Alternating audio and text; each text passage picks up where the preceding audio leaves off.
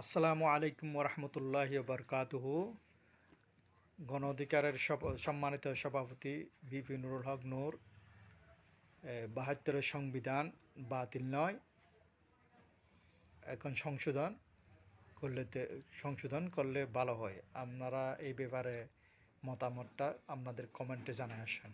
যে কোনো দেশেরই সংবিধান যদি দেখেন, মানে প্রায় 60-70% মৌলিক কথা সংবিধানে একই ধরনের থাকে।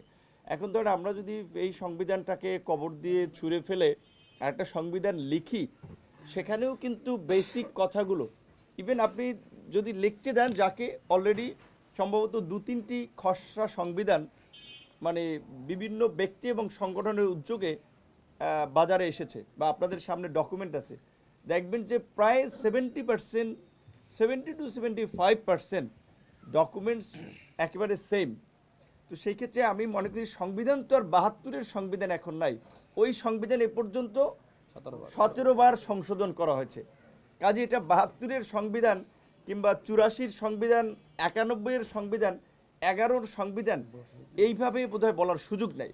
আর যদি ৭২ সালে যদি সংবিধানের আমরা ধরে থাকি যে ভিত্তি, যে প্রথম দিকে এই ৭২-এ আনুষ্ঠানিকভাবে সংবিধান রচনা হয়েছে, মুক্তিযুদ্ধে ৭১-এ আমরা দেশ স্বাধীনের পরপর স্বাধীন রাষ্ট্র হিসেবে রাষ্ট্র পরিচালনার জন্য আমাদের একটা সংবিধান প্রয়োজন দরকার ছিল। সেক্ষেত্রে সেই মুক্তিযুদ্ধের পরের সংবিধানকে তো আমরা অস্বীকার করতে পারবো না, মুক্তিযুদ্ধকে তো আমরা অস্বীকার করতে পারবো না। একটা জাতি জীবনে একবারই স্বাধীন হয়, ৭১-কে অস্বীকার করার কোনো উপায় নেই। আর ২৪ কিংবা 18 কিংবা 90 এর সাথে কিন্তু ৭১-এর তুলনা হয় না। ৭১-এ আমাদের জন্ম হয়েছে, পরবর্তী ধাপগুলো আমাদের বিকাশের পথ। কাজেই সেই ক্ষেত্রে ৭১-এর সাথে কোনো কিছুর তুলনা করা চলে না। সংবিধানের সংশোধনের বেশ কিছু প্রয়োজনীয়তা আমরা উপলব্ধি করেছি। রাজনৈতিক দলগুলো আলাপ আলোচনা করে তাদের মতামত সংবিধান সংস্কার কমিটির কাছে দিয়েছে। আশা করি সেটা একটা বাস্তবায়ন আমরা দেখতে পাবো। আরেকটি কথা আপনাদেরকে বিনয়ের সাথেই বলি, বিকজ আমরা একেবারেই তরুণ এবং আন্দোলন সংগ্রামের মধ্যে দিয়ে উঠে আসায় আমরা লক্ষ্য করেছি যে আমাদের এই উত্থানের জন্য রাজনৈতিক একটা কণ্টকাকীর্ণ সময়ে, একটা প্রতিকূল সময়ে সাংবাদিকদের অত্যন্ত ইতিবাচক একটা ভূমিকা আমরা লক্ষ্য করেছি। এখন গণহারে যাকে তাকে ফ্যাসিবাদের দোসর, আওয়ামী লীগের দোসর বলে অনেক হাউসে আপনার চাকরিচ্যুত করার জন্য চাপ প্রয়োগ করা হচ্ছে, অনেক সাংবাদিককে মিথ্যা মামলা দেওয়া হচ্ছে ব্যক্তিগত স্বার্থের কারণে। এই ঘটনাগুলোর আমরা নিন্দা জানাই এবং সাংবাদিকদেরকে যেন হয়রানি না করা হয়। সচিবালয়ে প্রবেশ নিয়ে যে জটিলতা তৈরি হয়েছে, সেখানেও যেন সাংবাদিকদের পরিপূর্ণ অ্যাক্সেস দিতে হবে।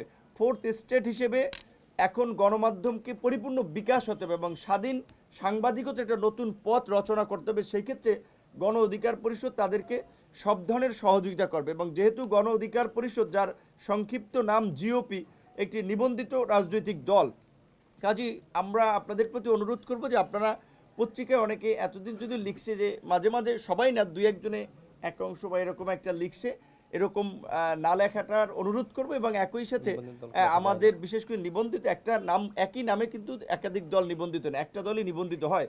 এবং আমাদের সহযোদ্ধা 2018 সালে তার অনেক অবদান রয়েছে। ডাকসু হামলায়ও তিনি তার কান আপনার ফেটে গিয়েছিলেন। এই যে আজকের যে ঢাকা বিশ্ববিদ্যালয় কিন্তু ছাত্র আন্দোলন, এই আন্দোলন করতে গিয়ে অনেকবার শারীরিকভাবে আমরা সবাই লাঞ্ছিত হয়েছি, নির্যাতিত হয়েছি।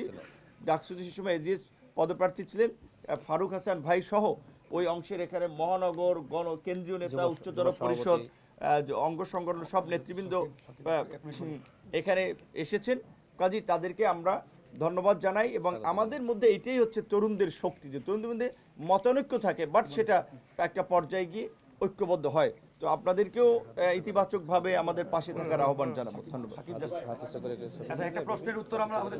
আচ্ছা, ওই আমাদের এই প্রক্রিয়ার সাথে অন্যতম 2জন ব্যক্তি যারা গুরুত্বপূর্ণ ভূমিকা পালন করেছেন, তাদেরকে ধন্যবাদ জানাতে, একজন আমাদের উচ্চতর পরিষদের সদস্য আরিফ তালুকদার এই অংশের, এবং আরেকজন ওই অংশের উচ্চতর পরিষদের সদস্য এবং কেন্দ্রীয় নেতা সাকিব ভাই।